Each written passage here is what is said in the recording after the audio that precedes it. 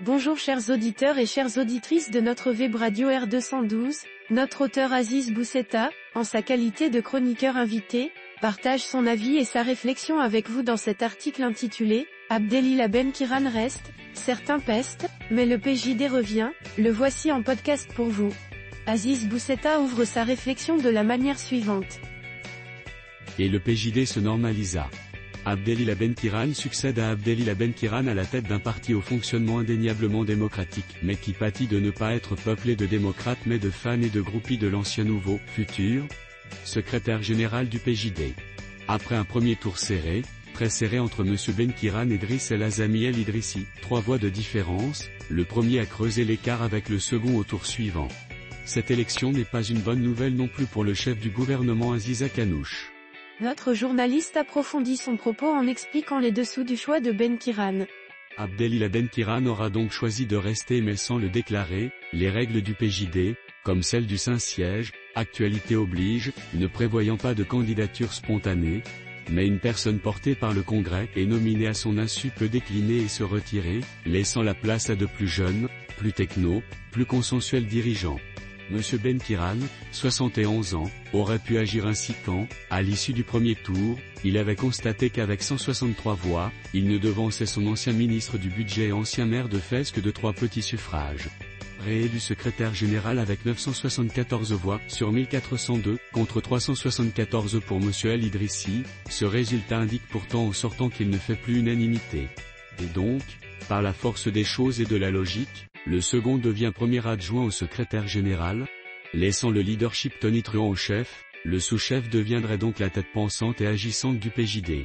Aziz Boussetta élargit ensuite son analyse sur la question du leadership au sein du parti ainsi. Mais au-delà de la crise de leadership du parti qui n'aura pas su faire émerger une nouvelle génération, et cela est marqué par la présence d'anciennes figures un temps escamotées, avant de retourner sous les projecteurs, messieurs.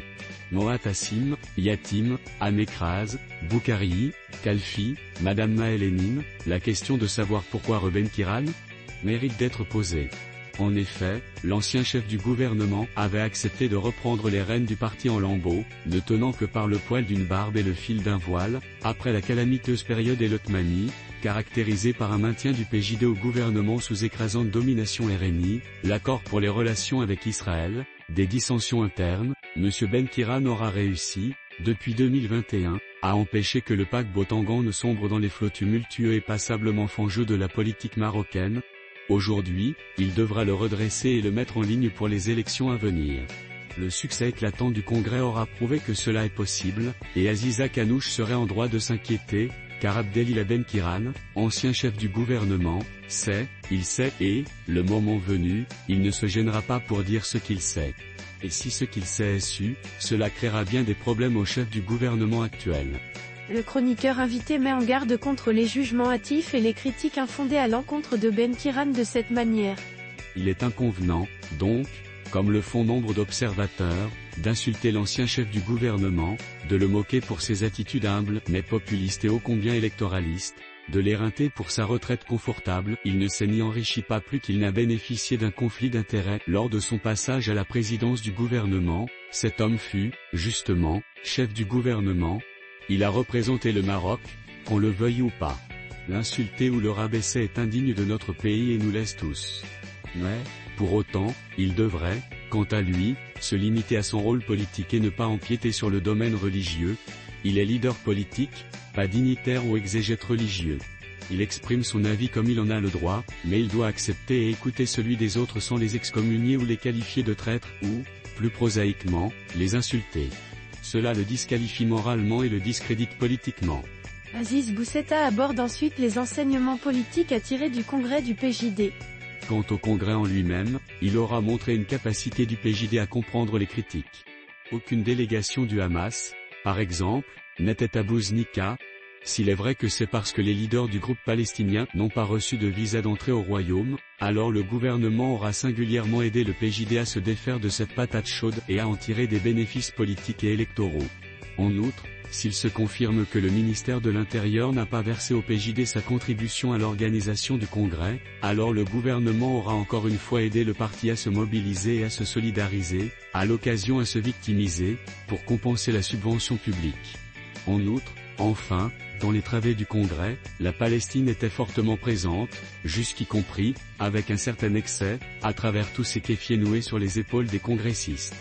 La Palestine était donc fortement présente, mais comme la question de notre intégrité territoriale même si, oui, absolument, ces deux questions qu'on présente comme d'égale importance pour le Maroc ne le sont pas. Les gens du PJD devraient enfin et définitivement l'admettre.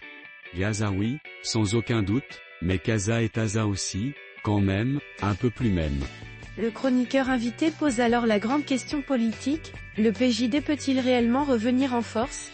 Et maintenant, le PJD a-t-il vraiment une chance de revenir en pole position aux législatives 2026? La réponse dépend de l'électorat. Au pic de sa puissance, le parti n'a pas dépassé les 2 millions de suffrages, sur une masse électorale de plus de 15 millions de personnes. Ces électeurs sont nos compatriotes. Les insulter, les mépriser ne conduit à rien, sauf à diviser une société connue pourtant pour son unité. Leur force est dans leur unité et leur mobilisation, contrairement aux 13 autres millions d'autres électeurs qui, unis ou rationalisés, relègueraient le PJD dans les tréfonds des urnes. Là, dans les prochains mois, M. Benkiran fera donc certainement du Benkiran, mais il devra se départir de sa posture provocatrice et à l'occasion outrageuse et outrancière, pour adopter une attitude plus politique, et le RNI, qui piaffe pour se maintenir, mettra le paquet avec sa tornade bleue. La lanterne rallumée consumera-t-elle la colombe abîmée et sa traînée bleue? Peut-être que oui, peut-être que non, mais les deux s'affaibliront et sans doute même s'annuleront. Aziz Boussetta conclut sa réflexion en esquissant les perspectives pour le PJD et la scène politique marocaine en ces termes. Le PJD de M. Benkiran, en 2026, devra revoir à la hausse ses chances mais à la baisse ses ambitions. Il remontera, grâce à son chef, mais pas assez haut, à cause de son chef. Il devra dès maintenant s'adapter aux nouvelles contraintes géopolitiques, se repenser mais aussi penser à une alliance, voire même un amarrage, à cet autre parti conservateur mais moderniste, techno avec des embardées conservatrices, qu'est l'Istiklal avec ses alliés naturels de la Koutla. Aujourd'hui, pour demain, pour cette très critique période 2026 à 2031, le risque, pour ne pas dire le péril, ne viendra pas, plus, du PJD, comme on le dit bien souvent, mais du RNI, comme on l'oublie trop souvent. Chers auditeurs de la web radio R212, merci d'avoir été à l'écoute de ce podcast, et de partager avec nous ce moment d'échange et de découverte. Votre présence et votre fidélité sont notre plus belle récompense. On se dit à très bientôt, si vous le voulez bien. Avec toute notre gratitude, l'équipe de R212,